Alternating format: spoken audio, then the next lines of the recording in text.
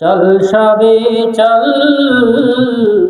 বল সবে বল, আমরা যে আল্লাহর গোলাম, আমরা যে আল্লাহর গোলাম, আমরা যে আল্লাহর গোলাম। আজ খানে কাল কি হবে তা জানি না, চল সবে চল, বল সবে বল, বলেন চল সবে চল, বল সবে বল, আমরা যে আল্লাহর গোলাম। আমরা গোলাম কার? গোলাম কার? কি বলতে ভয় হয়, শরম হয়, লজ্জা হয়? গোলাম কার? জবান দিয়েছে কে? শক্তি দিয়েছে কে? আসমানের মালিক কে? জমিনের মালিক কে? রেজেকের মালিক কে? সে আল্লাহ দেওয়া জবান দিয়ে বলে আমরা গোলাম কার।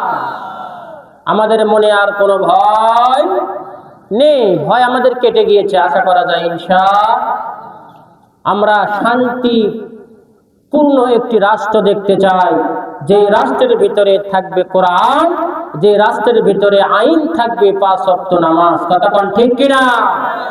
আজকে এই কোরআন নিয়ে আমরা ইতিপূর্বে দেখেছি অনেক বিধর্মী, অনেক নাস্তিক কোরআনের বিপক্ষে কথা বলেছে। আজকে তারা আছে, ভবিষ্যতে থাকবে?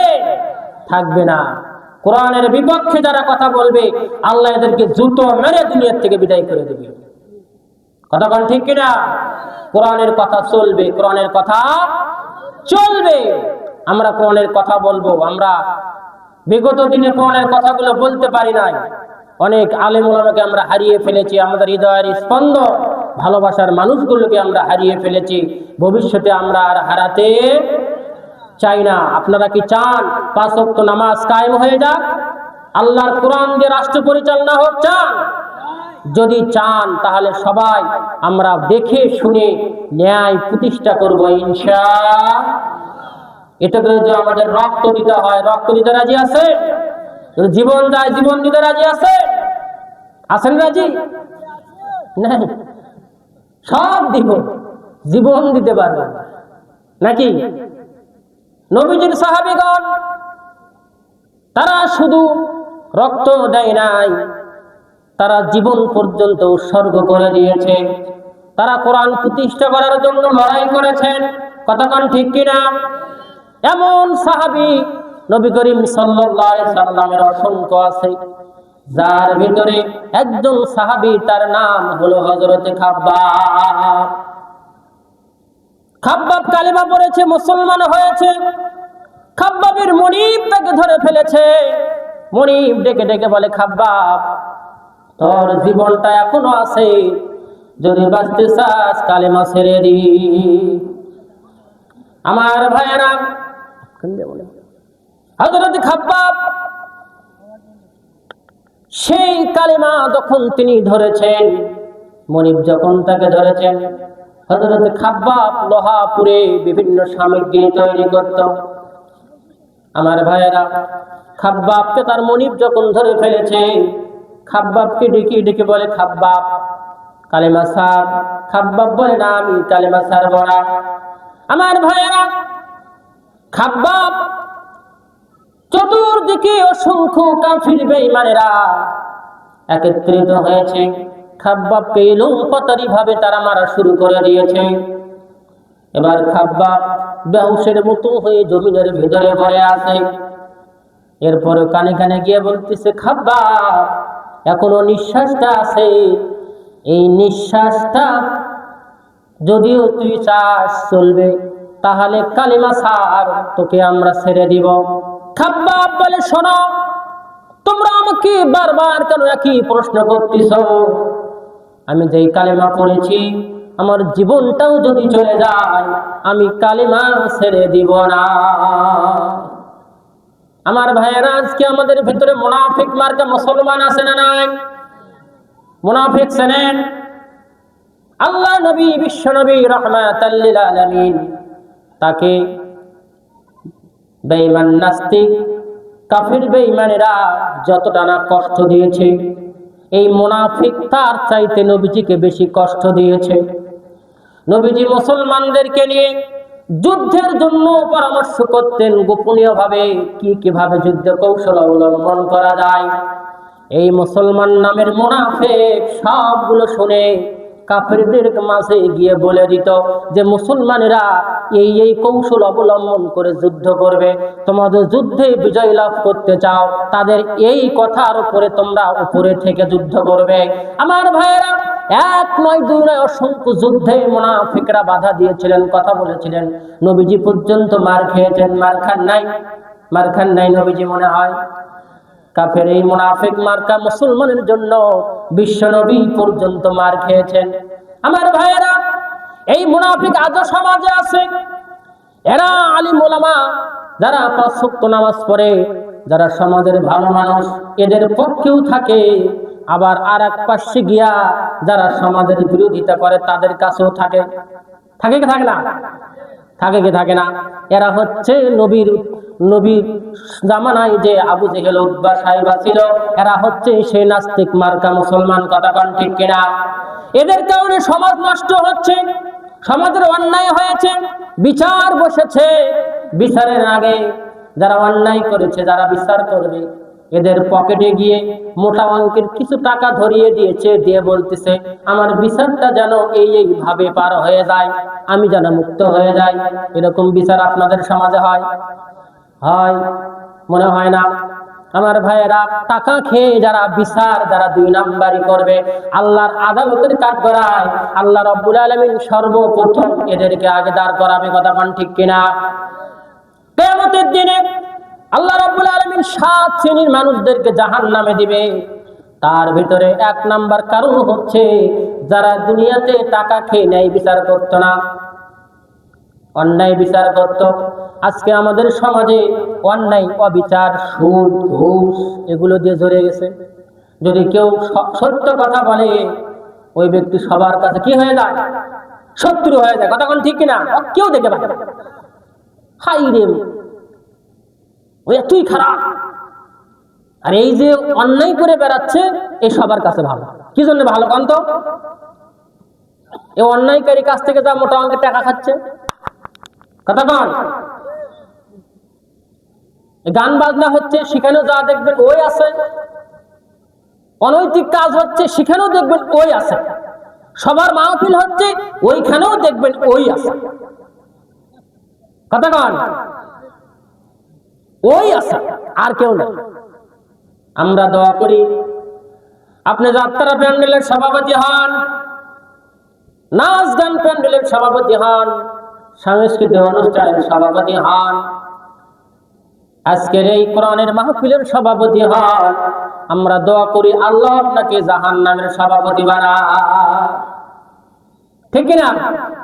থাকো তুমি এই কোথায় কদ্দুর বলে যেতে পারো। যেদিন তোমার মৃত্যু এসে যাবে, সেই দিন পালাবার কোন রাস্তা আছে? আছে? এই সেই পিরামিড দাঁড়িয়ে আকাশের দিকে মাথা বাড়িয়ে ডেকে ডেকে বলে যায় দিন রাত, কেউ যেন ফেরাউন হয় না। ফেরাউন কি ছিল? বাদশা ছিল। তার ক্ষমতা এত বেশি ছিল যা বলে শেষ করা যাবে না, কথা ঠিক কিনা?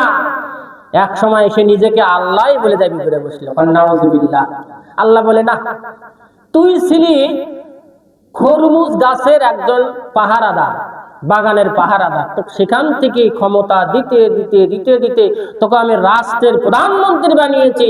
আজকে তুই রাষ্ট্রের প্রধানমন্ত্রী হয়ে বলতেছ আমি আল্লাহ, তোমরা সবাই আমাকে আল্লাহ বলে স্বীকার করো। দাঁড়া, তোকে আর ছেড়ে দেওয়া যাবে না। নীল দরিয়ার ভেতরে আল্লাহ তাআলা একে পানি খাওয়াতে খাওয়াতে দুনিয়ার থেকে বিদায় করে দিল। আজও সেই ফেরাউনের লাশ মিশরে জাদুঘরে আছে না? না, তাকে সবাই কি করতে? ফুল দিয়ে পূজা করতেছে। কি করতেছে? জুতো মারতেছে, কথা কোন ঠিক কিনা? যারা ফেরাউনের লাশ দেখতে চায় সবাই তাকে জুতো মেরে মেরে চলে আসে। আজকে মক্কায় গিয়ে দেখেন নবী করিম সাল্লাল্লাহু আলাইহি সাল্লামের সেই ছোট্ট কুঁড়ে ঘর, সেটা আজকে সৌদির বাদশাহ সেটাকে কোরআন লাইব্রেরি বানিয়ে দিয়েছেন। আবু জেহেলের যে বাড়ি ছিল, যে আবু জেহেলের দাপটে মক্কার মানুষ ঘর থেকে বের হতে পারত না, সেই আবু জেহেলের বাড়ি পায়খানা হয়ে গেছে। যারা হজ করতে গিয়েছেন তারা দেখেছেন, আল্লাহ তাআলা আমার মতো নগণ্য গোলামকেও দেখার সুযোগ করে দিয়েছেন। আমিও আবু জেহেলের বাড়িতে পায়খানা করে এসেছি। এই কুলাঙ্গার যেই যুদ্ধে মৃত্যুবরণ করে, সেই যুদ্ধের নাম কি ছিল? কি ছিল? বদর। যুদ্ধের নাম কি ছিল? বদর।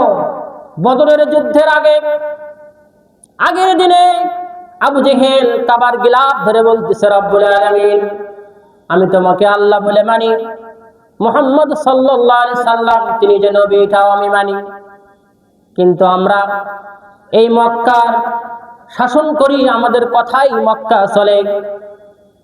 আমরা হলে রাষ্ট্রপ্রধান, কিন্তু এমন এক ঘরে, এমন এক ছোট্ট ঘরে তুমি এমন একজন নেতা বানায় দিলে, আমি মানতে আমার লজ্জা হয়।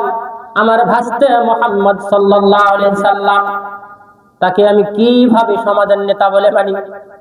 রব্বুল আলামিন, তোমাকে আমি আল্লাহ বলে স্বীকার করি, মুহাম্মদ সাল্লাল্লাহু আলাইহি সাল্লামকে রাসূল বলেও স্বীকার করি, কিন্তু জনগণের কাছে আমি সেটা বলতে পারবো না, কারণ জনগণের মাঝে যদি আমি একবার স্বীকার করি, আমার পাছার তলে থেকে চেয়ার থাকবে না। এই কথা বলে বদরের যুদ্ধে যায়। সেই বদরের যুদ্ধে এই কুলাঙ্গারটা মারা যায়। বদরের যুদ্ধের এই পাশে প্রান্তে সেই আবু জেহেলের কবর দেওয়া হয়। যতজন বদরের যুদ্ধের ময়দানে যায়, সেই জায়গায় যায়, সবাই আবু জেহেলকে জুতো মারে চলে আসে। কতক্ষণ ঠিক কিনা? সৌদি সরকার এটাও তার আয়ত্তে নিয়ে নিয়েছে, এখানেও পায়খানা বেড়ে দেওয়া হবে। যারা হজ করতে আসবে এখানেও এসে পায়খানা করবে। তার মানে বোঝা গেল, যারা কোরআন বিরোধিতা করবে, যারা কোরআনের দিয়ে সমাজ চালাতে চাবে না, যারা কোরআন দিয়ে রাষ্ট্র চালাতে চাবে না, এদের দুনিয়াতেও অশান্তি, মৃত্যুর পরেও এদের জন্য অশান্তি ছাড়া আর কিছু থাকবে না। কতক্ষণ ঠিক কিনা? পৃথিবীতে কেউ স্থায়ী হয় না, হোক না সে ফিরাউন কিবা নমরুদ, কেউ ভাবে চিরকাল রয় না, রয়, কেউ ভাবে চিরকাল রয় না।